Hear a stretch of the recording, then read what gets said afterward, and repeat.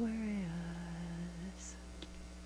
So this will be the second part of this video. As you can see, I've already laid out the January 2019 spread, so if you haven't watched that video yet, this video will make a lot more sense if you do.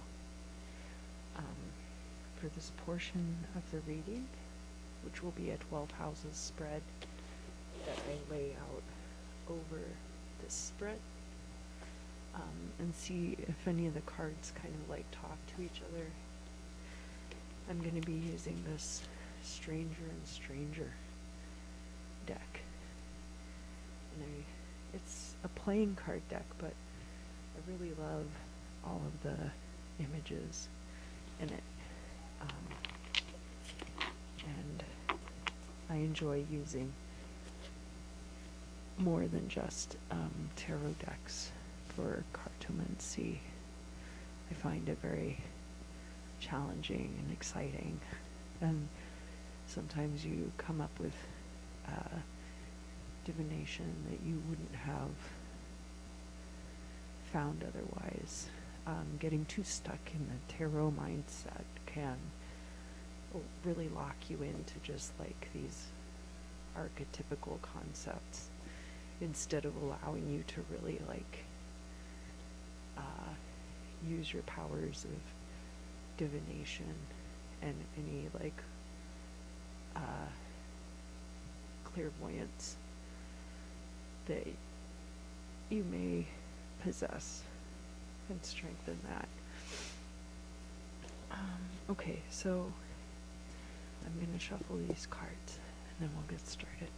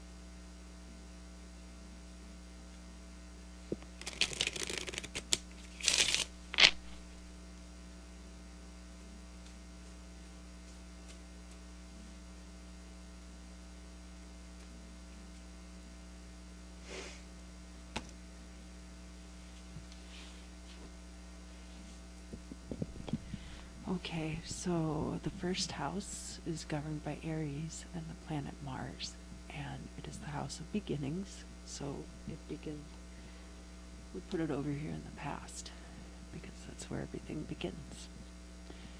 And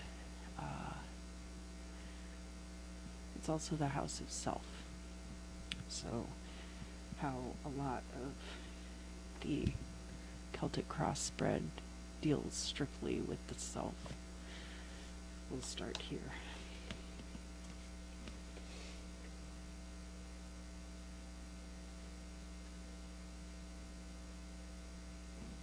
These guys. To me, this card is very much about like the patriarchy and the old guard and all the established power structures, especially in America, but like how these power structures go back to our ties to Great Britain and our origins, how WASPy society's origins really are with the Queen of England. And maybe it's about being stuck in the past. Maybe it's about having these really specific ideas. Like here we were talking about wanting to manifest and not really being able to bring your ideas to fruition the way you want to. And maybe it's that your ideas are too regimented, too specific, not open to enough interpretation, and that's why you're not able to manifest them and why it seems like all of these impediments are cropping up in your path. The next house is the house of possessions, and it's governed by Taurus and the planet Venus. And it'll be interesting to see. You possess death.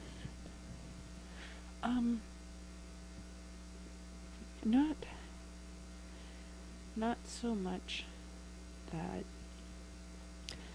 you possess death, but that one power to change that everyone possesses is the power to destroy, which is sometimes useful. Obviously, you don't want to just wield it haphazardly, but there may be some really specific instances in your life that having the power to destroy might change in your favor. The third house is the house of communication, and it is governed by the sign of Gemini, the twins, and the planet Mercury. Your fellow air sign, Gemini. And there are a few like body horror cards in this deck. I really love all of the imagery, and in this one it looks like this head and neck have been kind of torn apart by these spade-shaped bullets. These weapons. So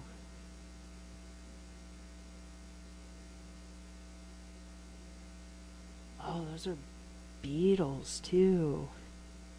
That's very interesting. Okay, so these are also beetles.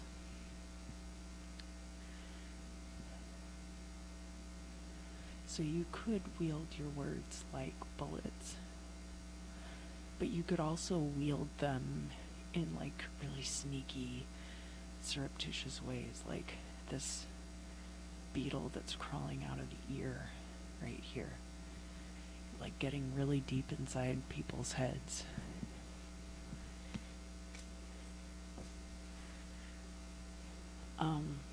And then the fourth house is the house of home and family, and it's governed by Cancer, and the planet, well, the moon's not a planet, the moon is our moon. It's governed by the moon.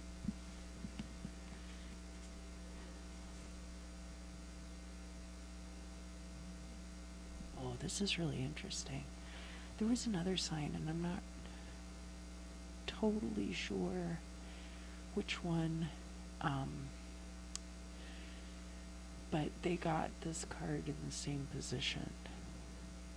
I think it was Libra, actually. But as it relates to you, I associate this card really heavily with Jack Parsons because of the imagery on it, but it's also the 10 of Diamonds, which is like the 10 of Pentacles. It's all about like attaining that perfection, and maybe that perfection is blowing yourself up. Maybe that perfection is building a rocket. Maybe that perfection is building this tower. But very like, this immediately screams Babylon to me. So I don't know if you're involved in the occult or if you are just like, I mean, I only say that because I know Aquariuses who are involved in the occult. And so for this to come up in the home and family position just like really makes sense to me. And here it is,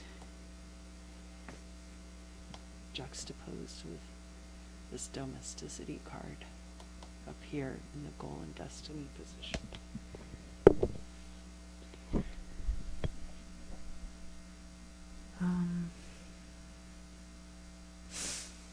The next house is the 5th house, which is governed by Leo and the Sun.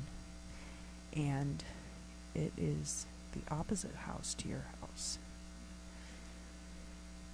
And it's the house of creativity and passion.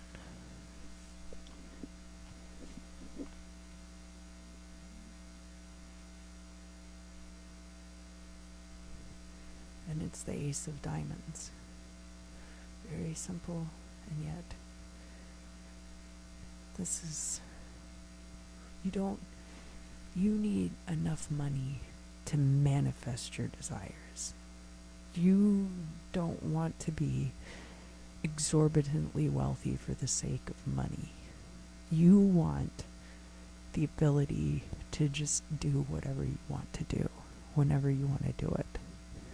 To you, this represents what money can buy, rather than what money is.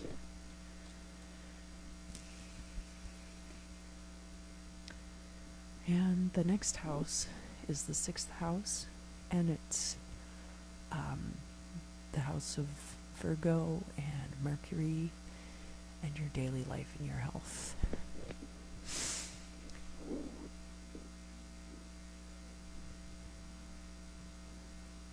And I really feel like you enjoy having love in your life. And you're better off when you have people around you who love you. And I know that seems like, oh, that's true for everyone. But I think in your particular case, a lot of 2019, your success, and I think I stated this in the other reading, is really going to hinge around your peer group and the people you're surrounding yourself with, and the love and support that you have in your life. And the 7th house, which is marriage and partnerships, is governed by Libra and Venus.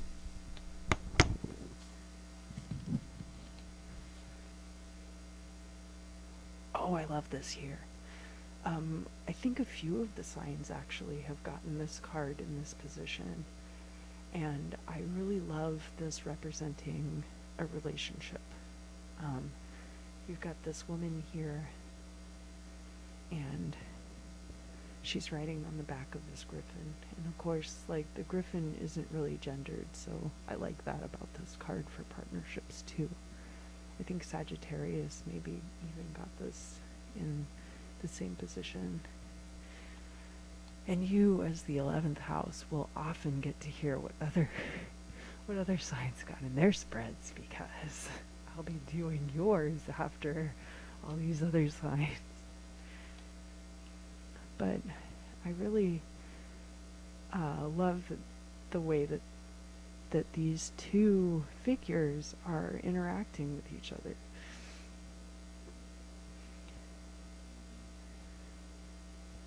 Even though the griffin is kind of just staring ahead, like, I get the sense of like a really great relationship between these two from this card. And it's kind of bridging this not knowing your way and feeling like the world is against you.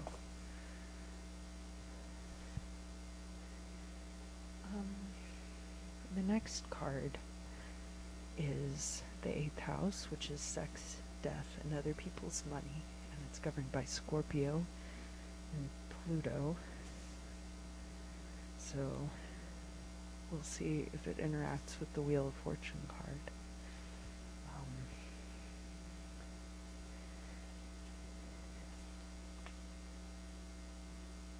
Oh, I haven't seen this card yet. Let's see.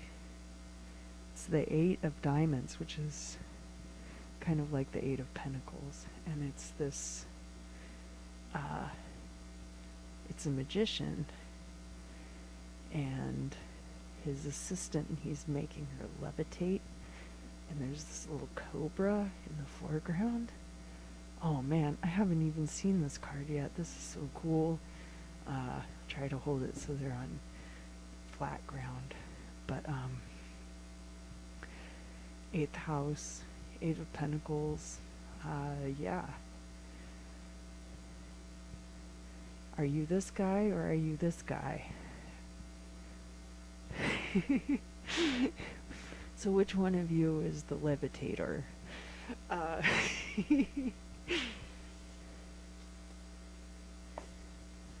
Yeah, and that goes back to the other spread that we did of the magician. And I don't know if it's interacting with the Wheel of Fortune card at all. And here it is next to the sun, and you can see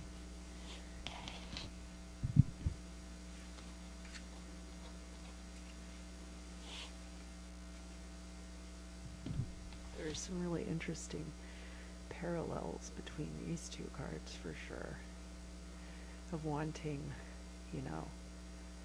wanting the next best thing.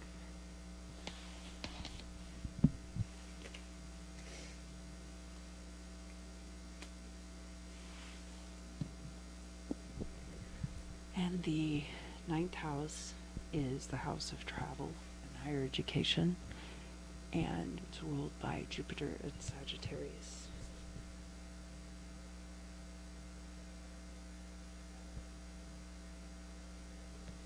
So, I have loved lizards for most of my life. And I used to catch them and play with them and then let them go. And we had lizards for a while. And a cat ate one of the lizards. Anyway, that's not important to your reading. Geckos are really fascinating creatures. They eat baby mice and insects, and they're actually kind of vicious. But they're free to go wherever they want. And the Six of Wands in the suited tarot decks is like a victory card. It's not quite the same energy, but in some ways it's similar. It's like owning yourself. If you have wanderlust, you can go and pursue that. You chase yourself all over the globe, And the same with your education. Like, your mind is only as contained as a lizard on the side of a barn,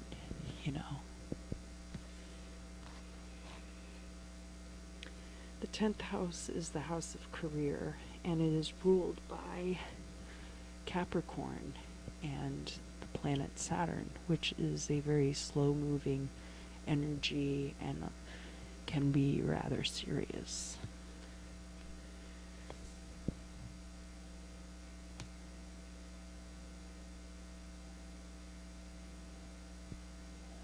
It's the 9 of Pentacles, which could be your boots made for walking, or it could be that you feel like you are trampled underfoot.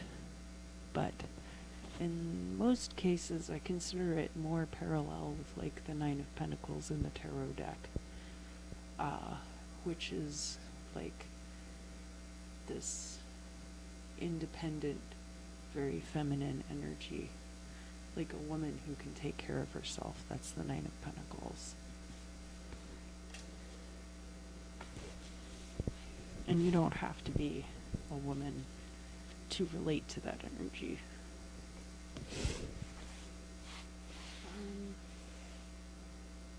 And then and yeah, here these cards are right around the domesticity card. That's your kind of outcome for January. Being, this all tells me that you're very rooted in yourself, and that your power to manifest and create is also kind of tied up in this idea of like planting seeds, or putting your house in order.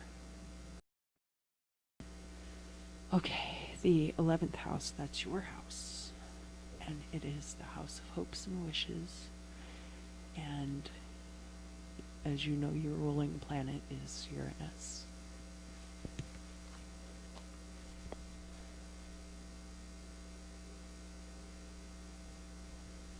And yeah, I think you really want love in your life. That doesn't necessarily have to be a partnership, but it can be. I think it's all about surrounding yourself. I mean, this is the third time I've said it now. Surrounding yourself with a group of people who are really invested in the future that you want for yourself. And the last card is, it's the 12th house, the house of endings, which is governed by Pisces. Pisces is a mutable water sign, and I think that is absolutely the perfect way to describe the future. You know what? I'm going to shuffle the cards again.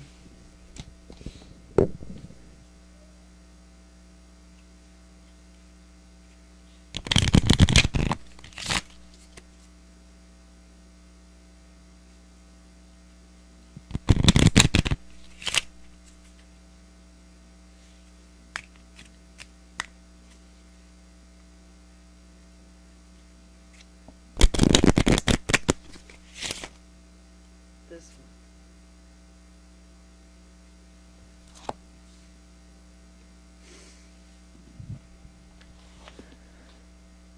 This is the King of Wands.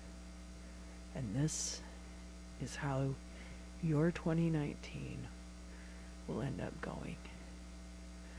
You're going to catch that leprechaun, and he's going to give you a pot of gold. Well, thank you, Aquarius, for letting me read for you tonight. And I hope that I've answered all of your questions to your satisfaction. I hope you enjoyed this reading, and I hope that you'll come back for more. I'll be trying to keep up with the tarot on a monthly basis, in addition to some other videos I put up about like ASMR readings of Psalms and stuff like that. So please do stay tuned.